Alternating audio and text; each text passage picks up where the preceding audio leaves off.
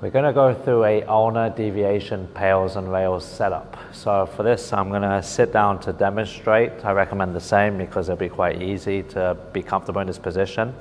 So ulnar deviation is the ability to perform this movement here. Okay. The thumb plays an important role in this exercise as well, which I'll come to in a moment. And how we're going to set ourselves up is to actually support ourselves on our leg. So before we get into position, let me just explain how the PAILS and rails is going to work. For the setup, we are going to hook grip the thumb. So what that means is the thumb is going to come on the inside of my palm, and then I'm going to wrap my fingers over it as best as I can. Okay, what that will do is that will help lengthen this area that we want to target as well. And then when I get in my end range position, which will mimic something like this, the PAILS will be to contract this region that's being stretched. In combination with thinking about trying to drive through with the thumb. So the thumb will be locked through my fingers, but I'm going to try and actively drive against the resistance of my fingers to try and push into the fingers of my thumb. So that would be the PAILS contraction, this combined with this, and then the rails will be the opposite. So I'm going to try and contract the underside here to promote more of the ulnar deviation, but I'm also going to think to try and actively pull my thumb in and close it even more. Okay, so that will be the opposite, the rails contraction.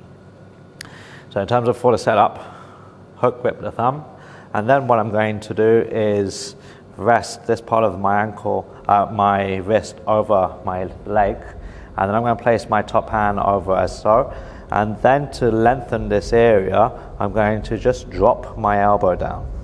Now as I do this, I've got my wrist secured against my leg, and then I can explore the setup. So I can play with moving the elbow forwards and backwards.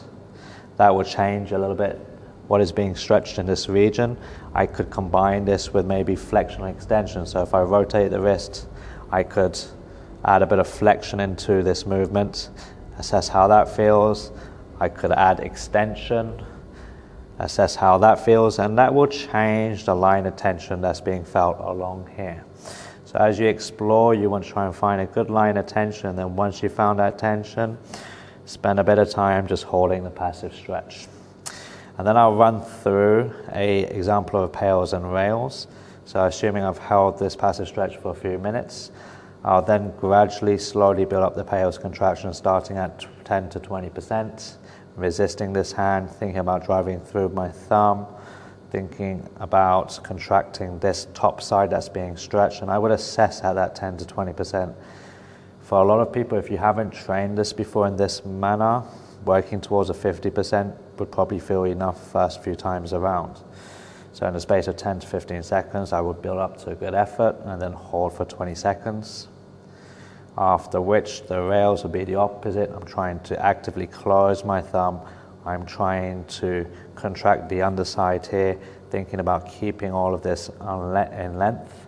I would hold that for about 15 to 20 seconds, hand back over, soften the contraction, and then guide the elbow down in combination with those movements, moving the elbow back and forth, maybe a bit of wrist rotation as well to find a good line of tension for my second round. So I've demonstrated this with a bent elbow, but you can also perform the same exercise with a straight elbow.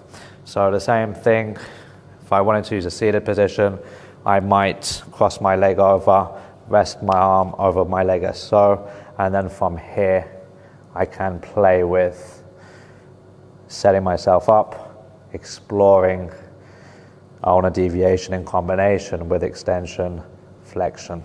And once again, by changing the nearby joint, it will just change how things feel in terms of how this is being stretched and influenced. So explore different setups for this one here.